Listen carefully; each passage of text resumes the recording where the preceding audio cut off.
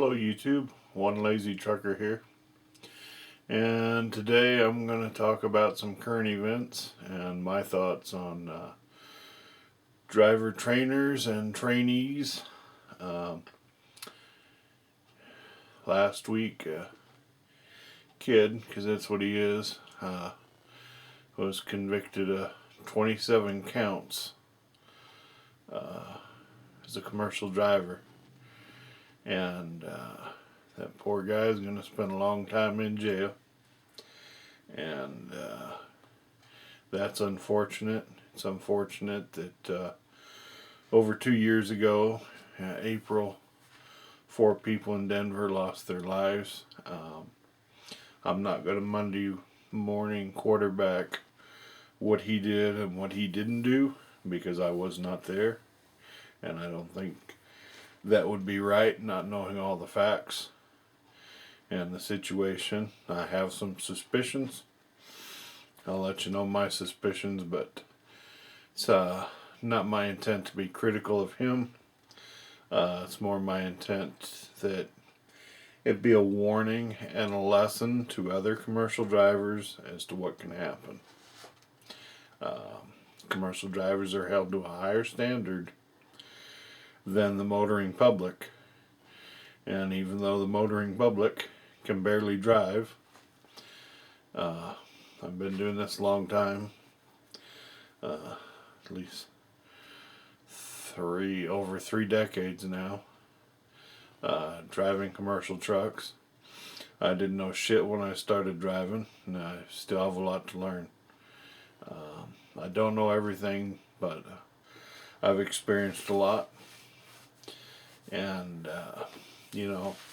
one thing I can tell you, watching more than one guy over the years through the news end up going to prison because somebody died because of their actions and choices they made that day as a commercial driver.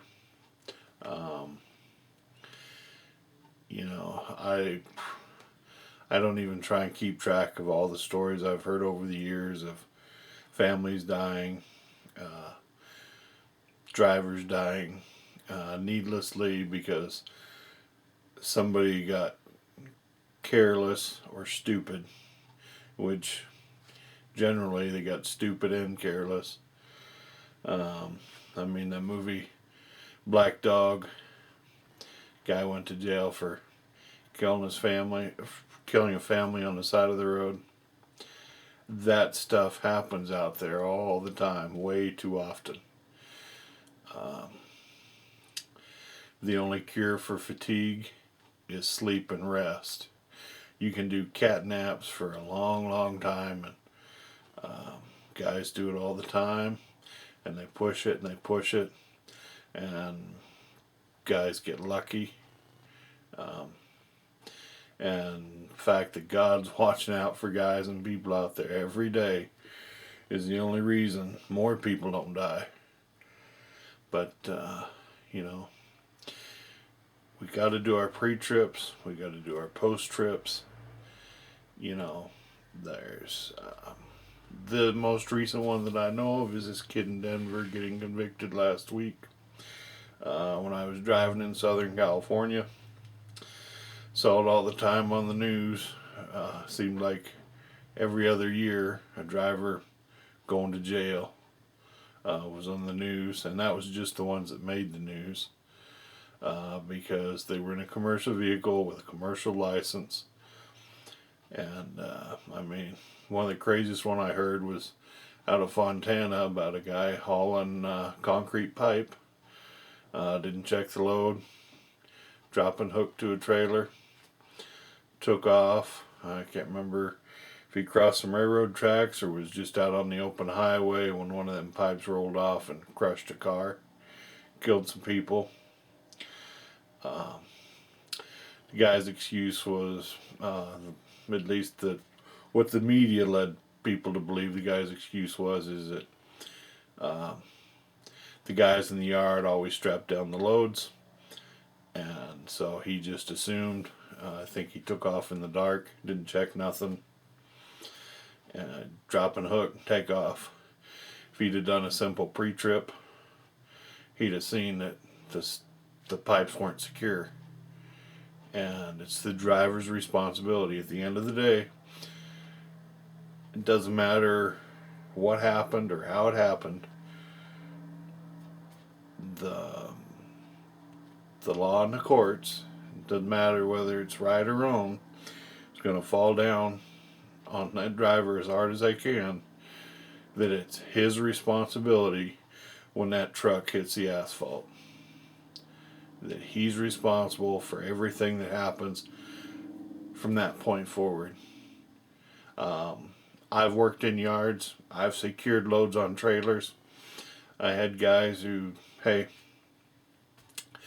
trust you, take off. They'd check the binders, check the loads. If they were comfortable with it, they'd take off, no problem. I had other guys, same yard. They didn't care. They'd pop them binders, every single one of them. Double check them chains, made sure it was the way they liked it. And they tightened it down because... And was I offended by that? No.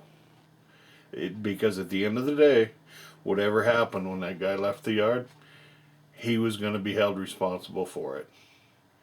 And that's what you have to remember. You know, and I helped manage 45 drivers at a facility for 8 years. And I always told them, it's just stuff. Don't risk your life or your career because some manager or some receiver is screaming and hollering about, where's my load? It's just stuff. It's not worth your life. It's not worth the motoring public's life. It's just stuff. I told them, we didn't work in a combat zone. We weren't at a medical facility.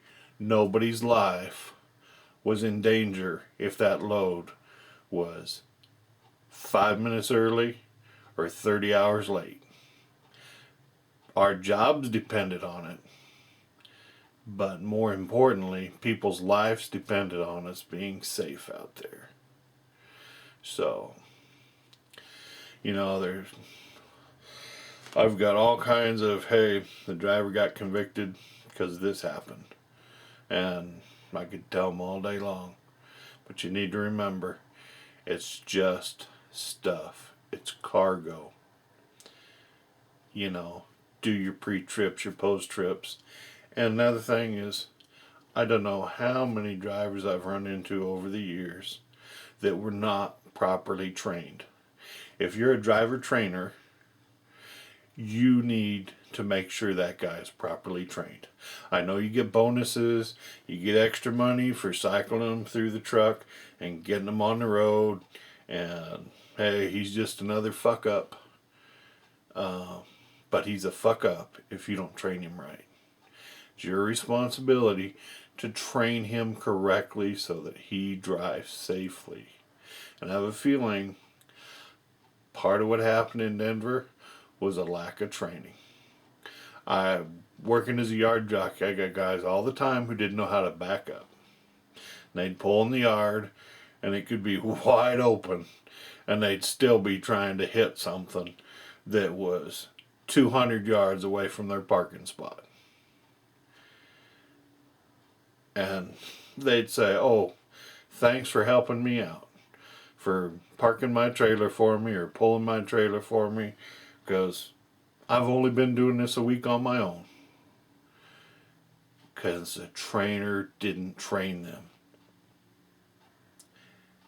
And you got to remember, as a trainer, you're signing off that somebody is qualified. And if they're not qualified, you shouldn't be signing off.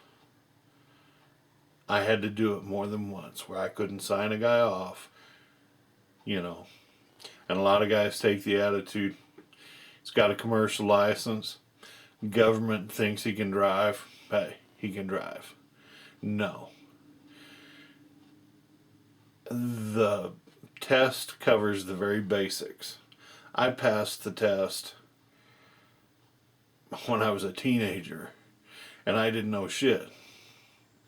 After passing the test, didn't make me qualified to drive. Just because somebody has some sort of license, whether it's a plumbing contractor, asphalt contractor, skyscraper contractor, commercial driver's license. Just because you have a license doesn't mean you're qualified to do whatever you're doing. But it's up to the profession and the professionals in the profession to train everybody. If you see somebody making a mistake, point it out. Hey, guys get pissed, but it's better to have somebody pissed off and angry than somebody dead. You know, we all want to go home to our families at night. The motoring public, as dumb as they act, all want to go home to their families at night. And, you know, not only do we want to go home to our families at night, none of us want to spend umpteen years in jail because we didn't take 10 minutes, 20 minutes to do a pre-trip. We didn't take the 30 minutes it would take to drive over to the shop and have them fix a minor mechanical problem before it became a catastrophic failure. You know, so trainers, train the trainees. Trainees, you're generally at these mega carriers taking a lower rate because they're training you. You're cheating yourself and you're endangering yourself if your trainer's not training you. If he's not training you, speak up. Because the life you saved by speaking up might be one of your loved ones.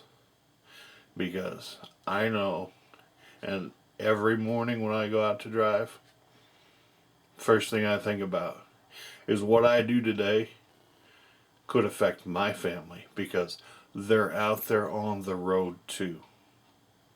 And this is probably the longest video I've done so far.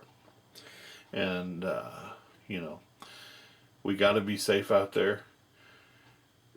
We got to step up our game and do it right.